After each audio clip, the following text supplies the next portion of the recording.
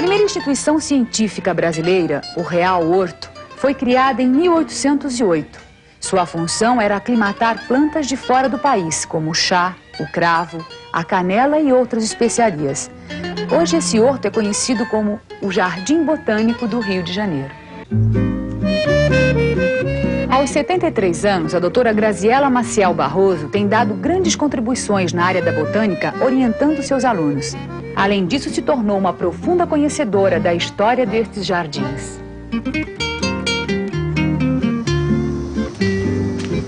Esse é um local do Jardim Botânico que está ligado à memória de uma pessoa que foi muito importante do ponto de vista científico para o Jardim Botânico, que foi Frei Leandro. Justamente foi esse frade carmelita, Frei Leandro, um brasileiro que fez seus estudos na Europa, especializando-se em botânica.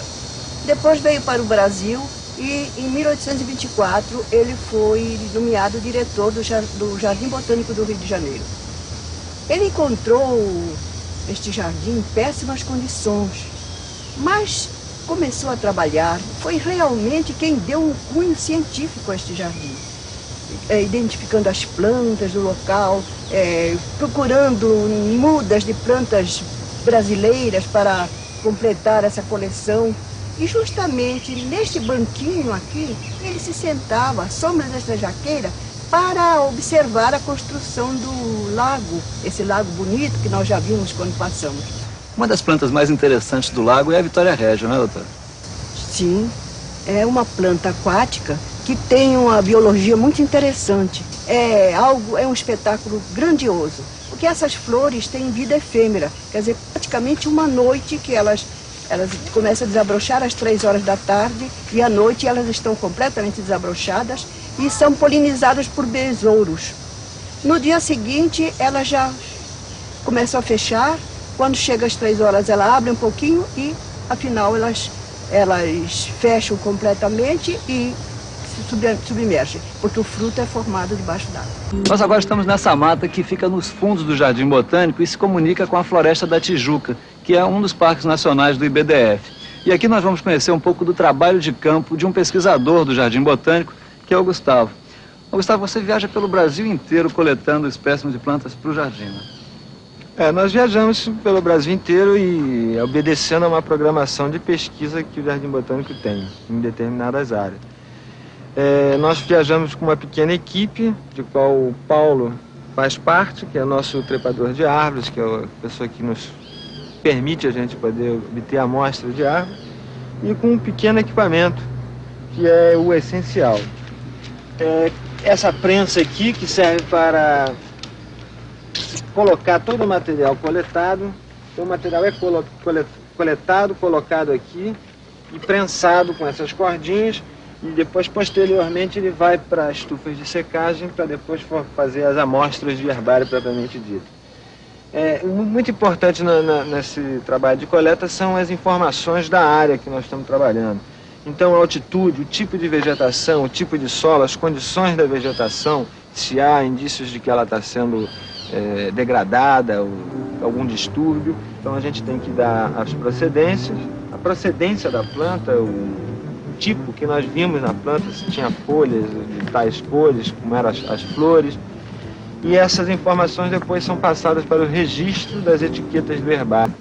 Então a planta fica com uma informação completa de onde veio, como era ela na natureza, onde é que ela vivia. E isso para nós é uma coisa muito importante. Após a coleta, todo o material é classificado e armazenado em pastas que contêm todas as informações, não só sobre a espécie em si, como também sobre a data e o local onde a planta foi encontrada. Todas essas pastas são arquivadas no herbário, que nada mais é que uma biblioteca de plantas. Hoje já existem mais de 250 mil exemplares devidamente classificados e registrados.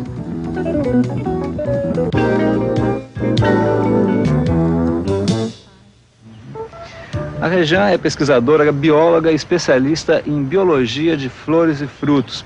E ela está trabalhando em pesquisa de flores aqui no Jardim Botânico. Essa flor que a gente está vendo aí, como é que ela se chama? Bom, vulgarmente ela é chamada de jarrinha, né, ou papo de peru ou milome. Aí vai ser de acordo com a região onde ela é encontrada. mas pra gente ela é a famosa Aristolochia gigante. E o que você faz com a Aristolochia gigante? Bom, a Aristolochia gigante é um tipo de flor que tem uma estrutura de flor apropriada para polinização por moscas, tá? Então, esse aspecto vinoso, aparentando carne podre, e o cheiro que ela exala de manhã, né, são assim características que a gente chama de síndrome, tá, para polinização por mosca. Rejane, como é que a mosca faz a polinização dessa flor? Bom, a mosca entra nesse orifício aqui, coberto de pelos, escorrega para dentro desse tubo e vai cair dentro desse saquinho aqui.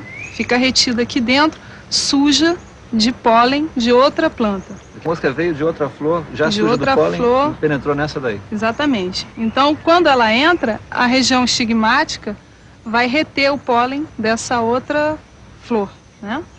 Bom, com isso o que acontece? Ela fecundou essa flor aqui, vai ficar retida por um dia, e quando o estigma dessa flor aqui estiver murcho e os pelos que retêm a mosca lá dentro também estiverem murchos, é exatamente o momento em que as anteras dessa flor vão estar férteis, vão liberar o pólen e as moscas então conseguem fugir do interior desse saco. Rejane, qual é a importância que você mesma dá a esse trabalho de observação das flores? Bom, a biologia da flor e do fruto, como as demais partes da ciência chamada pura, não tem uma aplicação imediata, né? E a gente é muito cobrado a respeito disso. Qual a implicação imediata desse estudo que você está fazendo? Mas a implicação, como todos os países desenvolvidos bem sabem, a implicação vem a longo prazo, né? E revertem em capital, né? Então, se você sabe, tem um desenvolvimento na parte da biologia floral, você sabe muito bem as plantas, quais são as plantas melíferas, né? Qual o potencial de mel que determinada planta dá. Você pode fazer o estudo das plantas medicinais que são produtoras de mel, né? No caso da castanha do Pará, por exemplo, você sabendo qual animal que poliniza, você tem uma produção maior de castanha do Pará, porque então você agiliza esse processo. Então na agricultura ela é muito importante, é porque realmente a gente valoriza muito pouco os recursos a fundo perdido, mas isso não é a fundo perdido. Nós estamos na Carpoteca, que é uma extensão do herbário do Jardim Botânico. A Carpoteca é uma coleção especificamente de frutos e sementes, que permite ao botânico identificar, ou seja, individualizar, separar uma espécie da outra, e permite também que, através da forma do fruto, o botânico possa fazer especulações sobre quais agentes atuam na disseminação dessas espécies. Isso a gente pode evidenciar a partir desses frutos que a gente tem aqui. Aqui nós temos a paineira, que é um fruto que, quando está maduro, libera as sementes que são dispersadas pelo vento. A sapucaia é um outro tipo de fruto que tem a tampa, que quando o fruto amadurece, a tampa é jogada longe e as sementes que estão aqui dentro servem então de alimento para os morcegos, que são os agentes dispersores, se alimentam da porção carnosa. Além disso, pela peculiaridade da forma, a gente tem frutos assim, que pela morfologia leva a gente a pensar numa dispersão por animal. A mesma coisa, o sacarrolha. Uma das formas de avaliar a qualidade da semente é provocar sua germinação sob condições controladas de umidade e temperatura. Os germinadores também permitem investigar quais são as condições ideais para o cultivo das plantas pouco conhecidas. A preservação de espécies vegetais através do estudo de sementes e plantas é uma das tarefas deste laboratório de análise de sementes do Jardim Botânico. O que mais que vocês fazem aqui, além desse trabalho de preservação de plantas? O laboratório realiza pesquisa com espécies florestais, ornamentais e medicinais, principalmente as espécies brasileiras, ou seja, as espécies nativas, a fim de conhecer a biologia e tecnologia através dos estudos de germinação, principalmente. Já se conhece bem como é que as sementes das diversas plantas germinam ou esse é um estudo ainda novo no Brasil? A pesquisa de sementes florestais no Brasil é uma coisa recente. Praticamente, a partir de 10 anos atrás, é que houve um incremento nessa área, justamente para dar suporte ao florestamento ou reflorestamento com nossas espécies.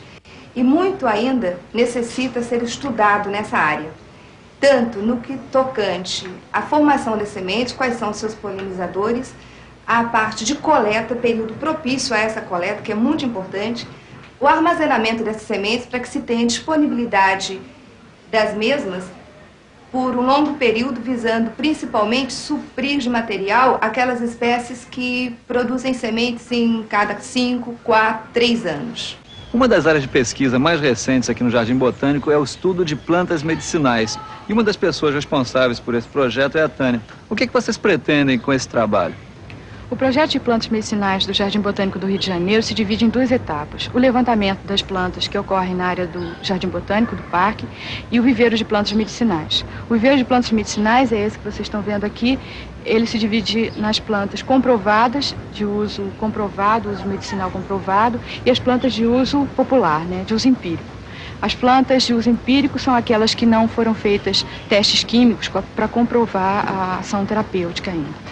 Essa plantinha que a gente está vendo aqui, ela tem um papel importante para vocês atualmente nesse trabalho, né? Essa planta é uma planta de uso popular, é o quenopode ou erva de Santa Maria. Ela é utilizada na medicina popular como vermífugo. E hoje ela está sendo apoiada, a pesquisa nela está sendo apoiada pela Central de Medicamentos para todo tipo de pesquisa sobre a planta. Nós agora chegamos ao orquidário. Aqui está a coleção de plantas ornamentais do Jardim Botânico, que é um dos lugares mais bonitos do jardim. E esse lugar normalmente não é aberto à visitação pública. E quem vai ser o nosso guia aqui dentro é o seu Manuelzinho, que há 51 anos trabalha aqui no Jardim Botânico. Vamos conhecer lá dentro, seu Manuelzinho? Já começa aqui com a samambaia. Samambaia. De onde é a samambaia? É do Himalaia.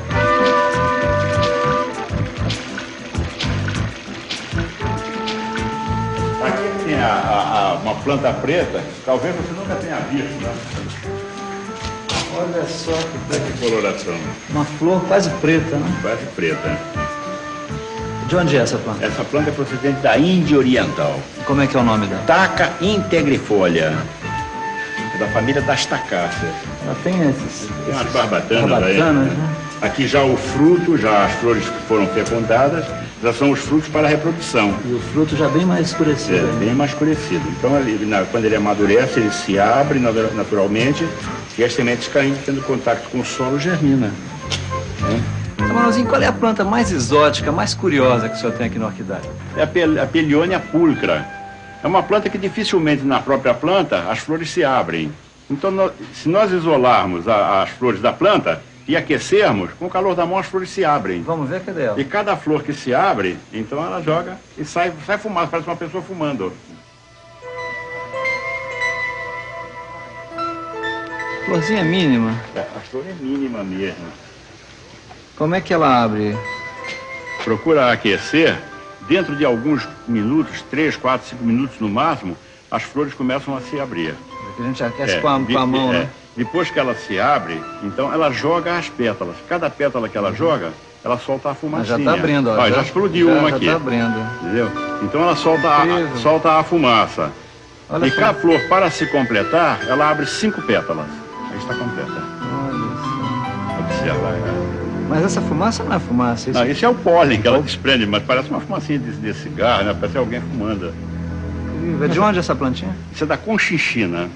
Olha só. É alguma coisa que veio da conchinchina. É Pelionia pulcra.